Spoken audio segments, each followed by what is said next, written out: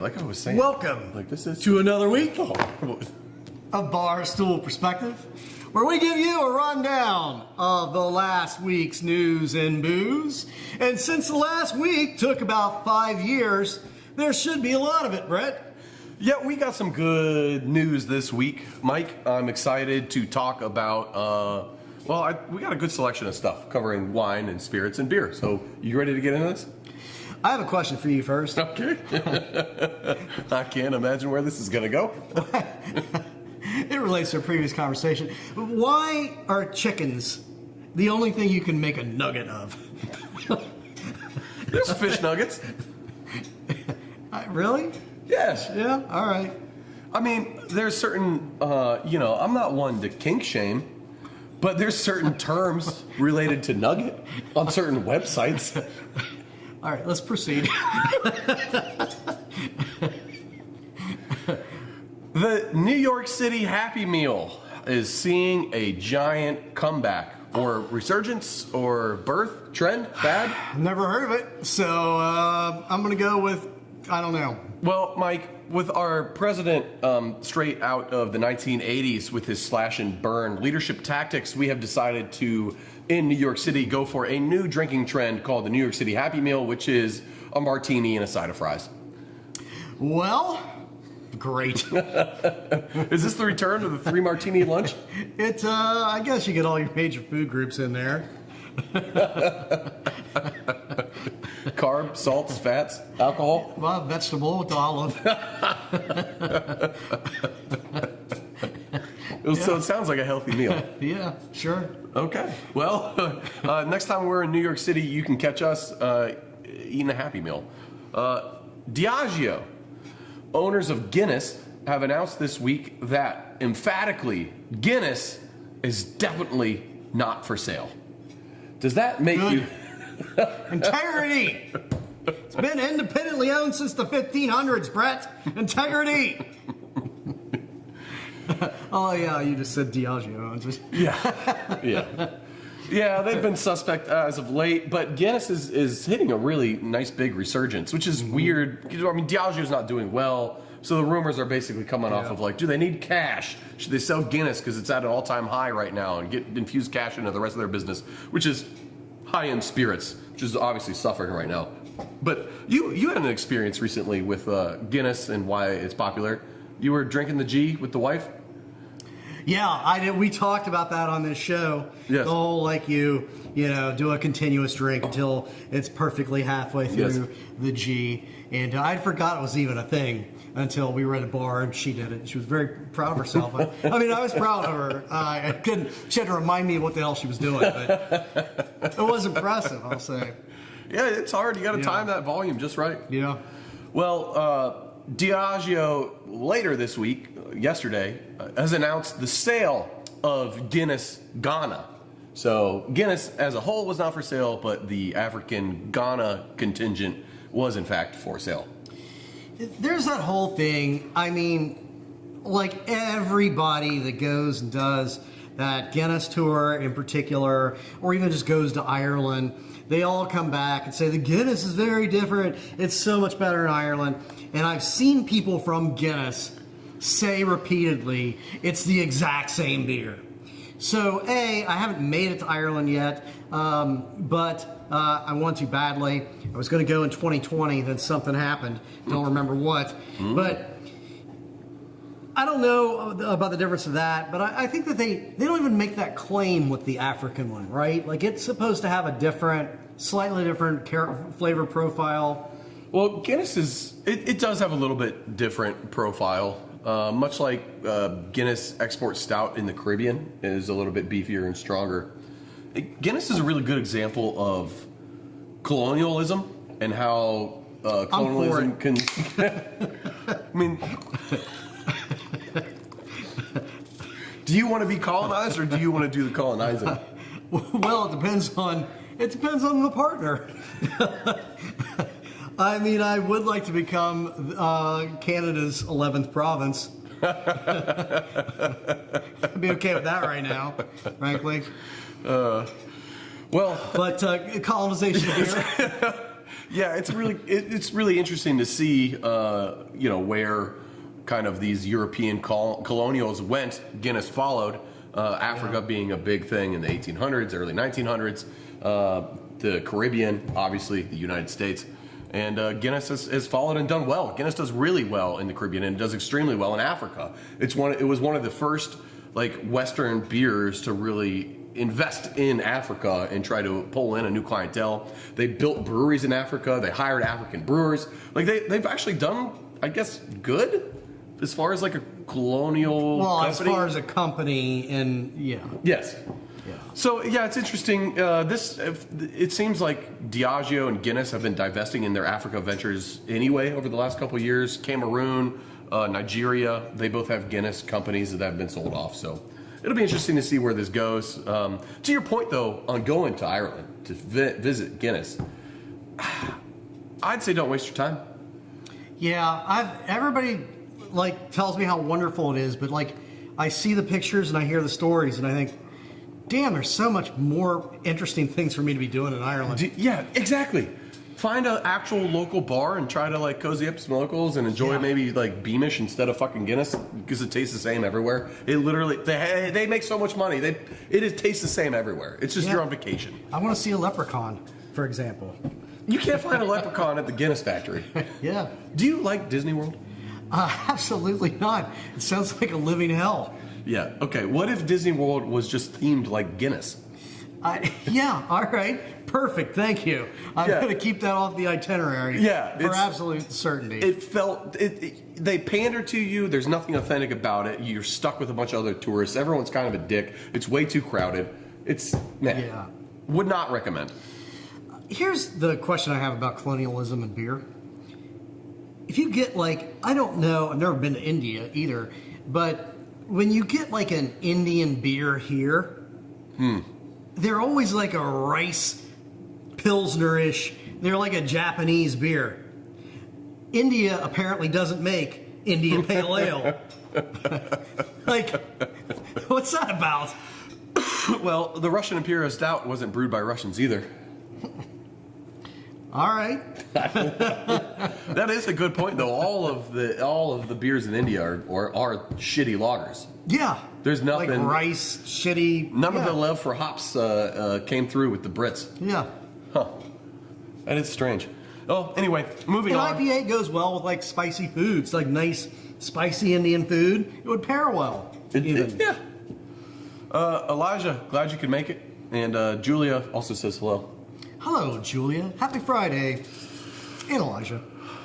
Well, I guess since we're talking about the UK and UK-based beers and how globalization kind of makes things funny, Mike, why do the Brits love Spain so much?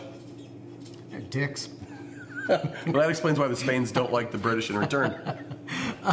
The Spaniards. I mean, I don't know. I assume they are kind of dicks. It's sort of a pretentious, very American-ish culture. I mean, the Brits are really the Americans of Europe. Yeah, they really are. I haven't been to Spain either, but it does look beautiful. I mean, I understand. I have friends who have been to Spain. I have multiple friends who have been to Spain a lot of times, and it looks just absolutely amazing. It does. I mean, the stunning. cities, the beaches, all of it. It's affordable too. Yeah, I mean, there's that movement in Spain.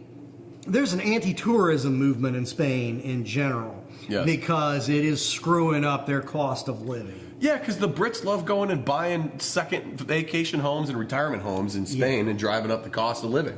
Which is a phenomenon that we've seen with real estate all around the world. Yes. I mean, you see it even in pockets, every part of America that used to be a really beautiful, cool, funky little community, like Key West or Sonoma or Sedona in Arizona, all these places where normal people and artists and just weirdos used to be able to live affordably and create these just fun, unique little communities. They've all been bought up as second or third or fourth homes by the rich.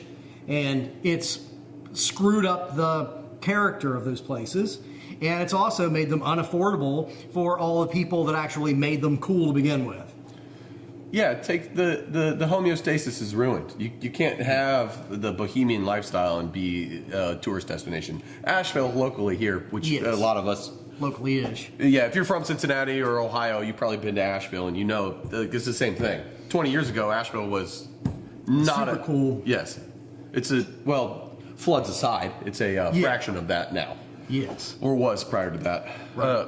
And what does that do for the culture of what they're providing, and what does that mean for beer? Like beer, I'm preaching to the choir here, but like the history of beer styles has always been based on geography and access to ingredients. But all that's been smushed and turned into light lager globally, and it's just like this is just a part of it. But I bring all this up specifically because right now the number one hottest beer in the UK is called Madri, which is a play on Madrid, Spain, Okay, yeah. and it's owned by Molson Coors. Oh, very authentically Spanish. And it's brewed in See? brewed in Yorkshire, UK. But it's called Madri, and it says Es verdad?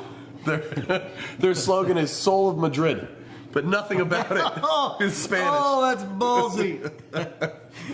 That's like if you were a foreign company that bought Anheuser-Busch and then changed the name of Budweiser to America every July. That's exactly what that's like. Oh my God. But it's okay. Molson Coors has come out and said, "Hey, don't worry. We own a tiny Spanish craft brewery, and they totally helped us make this." Oh, yeah. It's the same defense of I have a black friend. I'm not racist. I love how arbitrary cultural appropriation is and isn't. Like, Yes. Yeah. Well, the Brits are the kings of cultural appropriation. It is kind of. Well, their they thing. did, like, they acquired a lot of actual cultures. Yes. So, Literal Yeah. kings of it. yeah. So that beer's not doing super well, and as a result, Carlsberg, which you may or may not know Carlsberg because they were the brewery that first employed Louis Pasteur when he discovered pasteurization. I didn't know that. Yes. Really? And he lived across the street from the brewery, and they hard piped a fucking draft line to his house, so he had unlimited beer on draft whenever he wanted it. Cool story, but they're now owned by the Danes, Carlsberg. So it's an old heritage UK brand owned by the Danes, not brewed in England anymore, and they're complaining about this beer pretending to be Spanish, taking away their tap handles. What Carlsberg, the Danes own Carlsberg. Yes. America will own Greenland, which has been previously I owned by wondered the if you were Danes. going to go there. So we own Carlsberg, is what you're saying. Yeah, Soon, we'll own right. Carlsberg. Yeah, it'll be American. So some other funny beers in the UK. Birra Moretti, which is Italian, is owned by Heineken, which is Dutch, Oh my God. which is brewed in Manchester, UK. Yeah. Oh, it's very Italian. San Miguel, which is a Spanish-inspired brand, was founded in the Philippines and is brewed in Northampton, UK. Great. Yeah, so that's it. I just thought it'd be fun to show you the Your point is that there's no real authenticity out there. Thank you for bringing that home. Yeah. Yes, that's it. Can authenticity make a comeback? Like, are we ever going to see it again? Like, can we ever see it again? Authenticity seems to be going the way of like the dive bar transition, where we're losing the real ones and we're getting the faux dive bars. Yes. All we have now is like faux authenticity. Yeah, reality TV is authenticity. So we need to make a line of culturally appropriated beers, is what you're saying. Brett, what I'm saying is I keep it real. Wait, is conservative dad doing the right thing? Yeah, With sure. this border wall tequila? Yes. Is that the type of cultural appropriation we need in America? I give up, and I'm just going to say, yeah, sure. Mike Morgan's Native American Pilsner, Right. brewed with heritage European grain, the finest malts from Germany. It's fine. I went to South Dakota once. Yeah, I think you own some turquoise, don't you? Yeah, absolutely. Okay, we're good. We're good. Excuse me. Mike, do you remember when we reported on Guy Fieri and Sammy Hagar's tequila brand had an entire truckload of tequila stolen right before the holidays? I do. I thought it was a travesty. Santo Tequila suffered a great loss that day. Yeah. However, a man in southern Texas has been arrested this week on charges of hijacking and stealing cargo, specifically a truckload of liquor. I cannot imagine.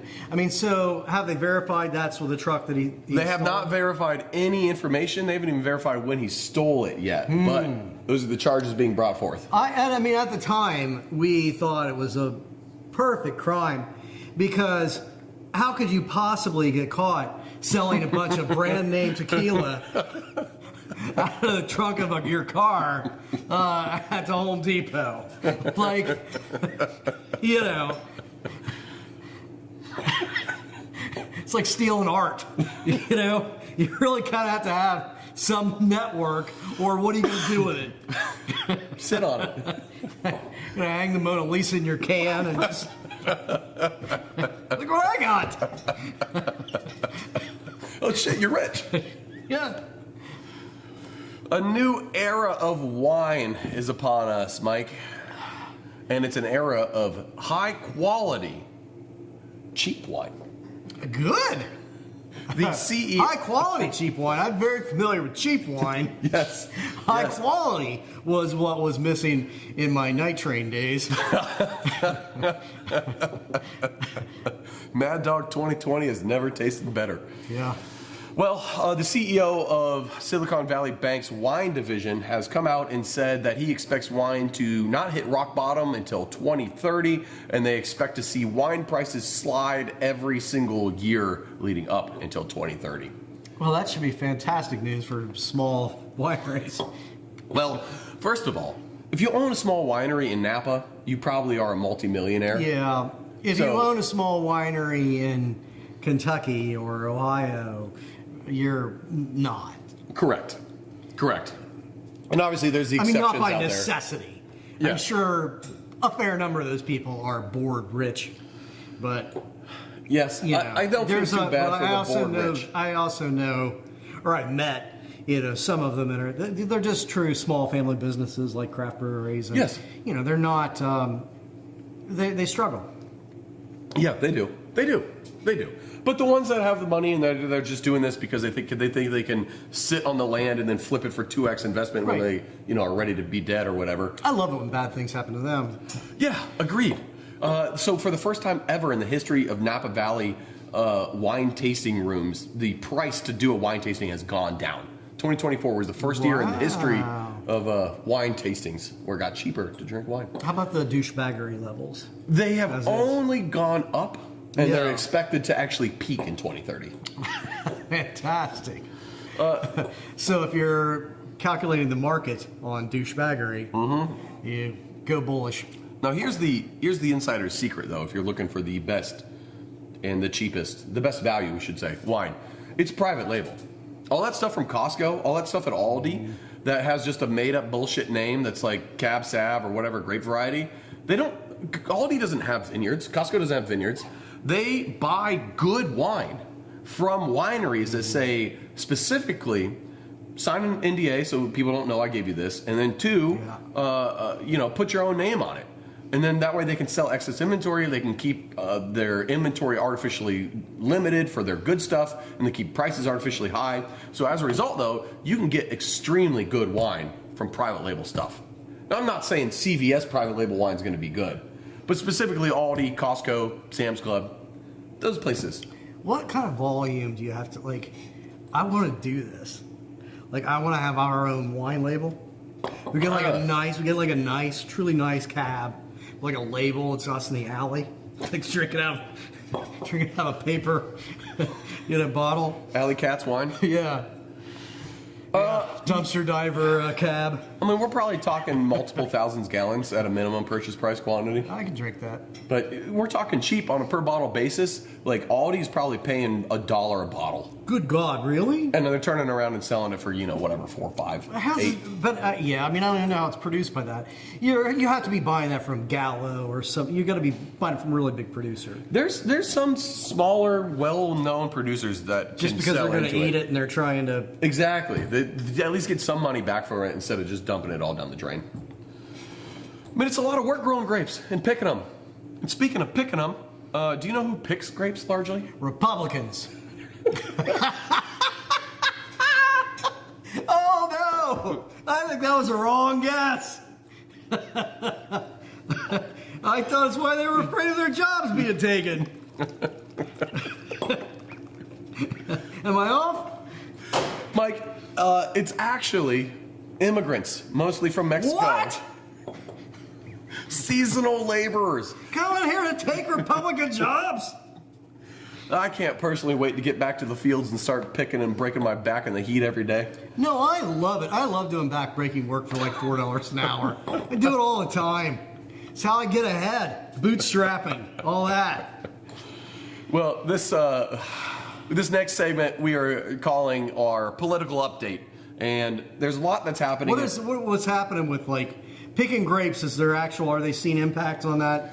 Yeah. So no, not yet because grape season's in the fall. But what's happening is the citrus harvest right now is sitting on the trees, not getting picked, which isn't good because 43% of farm laborers are actually Mexican immigrants or just immigrants in general from South America or Central America. Which is actually why Ronald Reagan spearheaded immigration reform back in the 80s.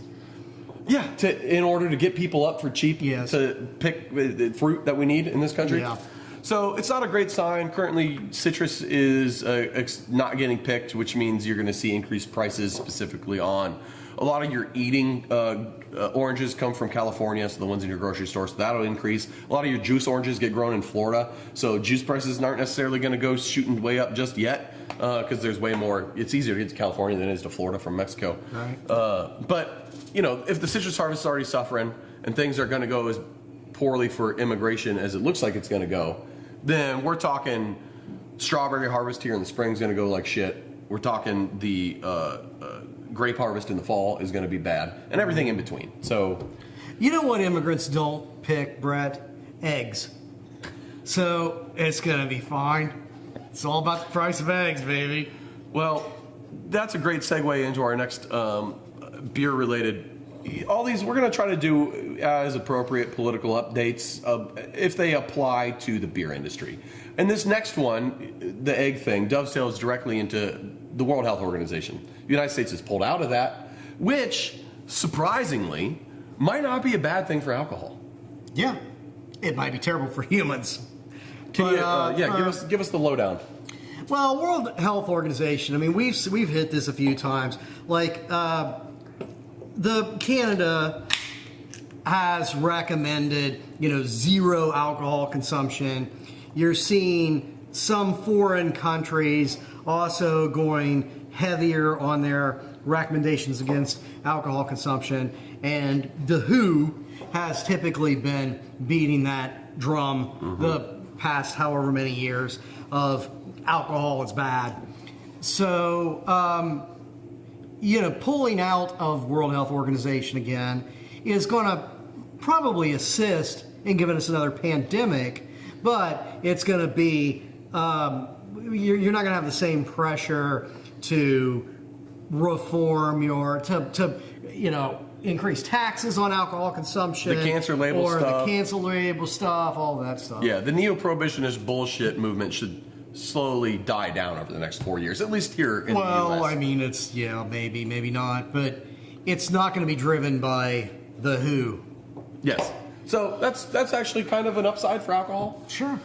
And I think we're going to need a lot of alcohol over the next 4 years. Yeah, you had a theory prior to us going here live that you think alcohol consumption rates are going to tip back up. Yeah, I think there's a lot of people trying to get healthy right now, and they're coming, alcohol is bad for you, which it is.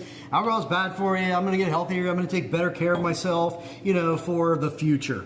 And then I think that as the reality of the future starts to dawn on a lot of people, they're going to say, Jesus Christ, give me a double.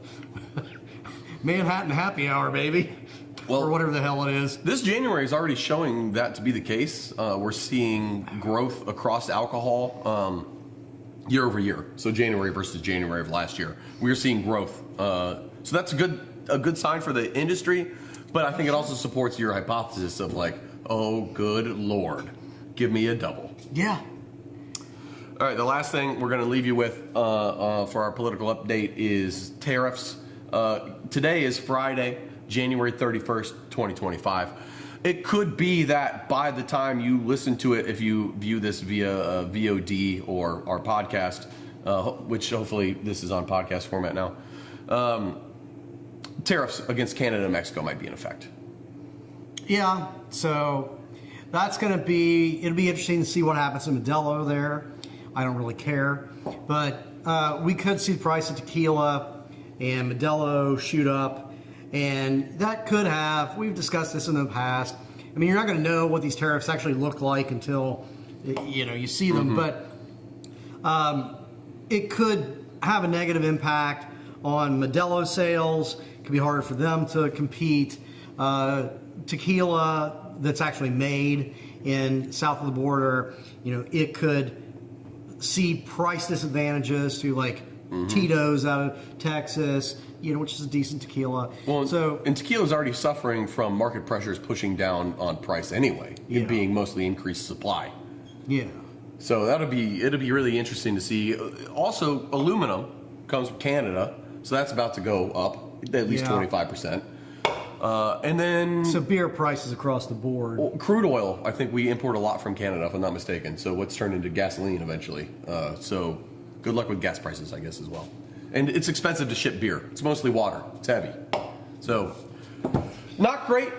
Not great as a small business. I am excited. Mike, you got something we should plug? I do, Brett. We keep forgetting to do it, but we wrote this book called Tanked in Cincinnati. And even if you don't really care about Cincinnati, it's stories from the beer industry, first-person stories, and it's a lot of people's personal stories.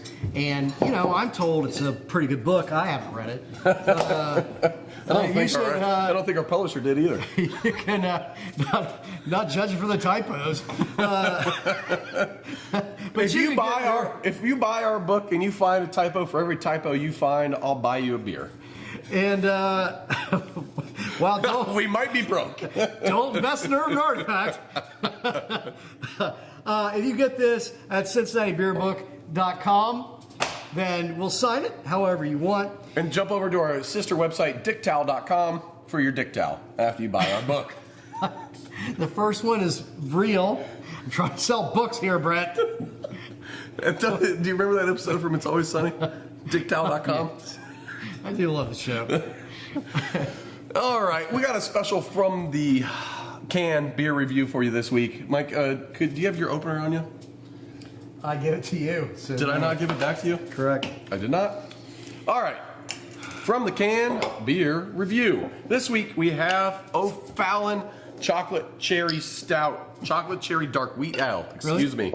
This is fresh, right out of the...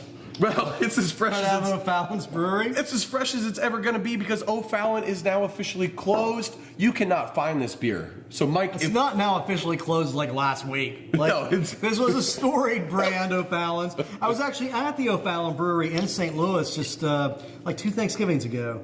Nice little brewery, actually, but they haven't been around for a while. Yeah, it's been at least a couple months, if not longer. So it was sometime last year that they shut down. But if you found this in somebody's beer cooler, one, thank your lucky stars that you found something that isn't made before, and hope that's not hoppy. And and cherish it. Relish this last dying dinosaur. Mike, that's terrible. It is disgusting. It tastes though exactly like it tastes like a very chemically chocolate-covered cherry. Somehow it's got no body, but all the wrong flavor. It very chemically. Yes. But if you like chocolate-covered cherries, and you want to stop by here, we have the rest of a 6-pack.